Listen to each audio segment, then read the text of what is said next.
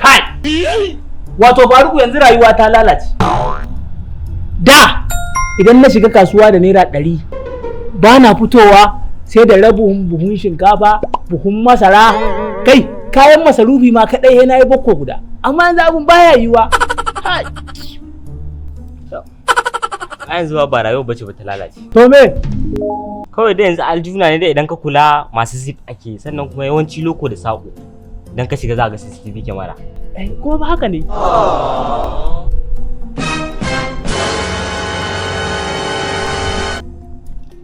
Faruku, what do you mean by aljihunan da ake yanzu masu zub ne? Ni fa abin da ba kake tunani fa nake nufi ba. Ka fito fili ka ce barawa ne ni. Ni dai ban ce ba.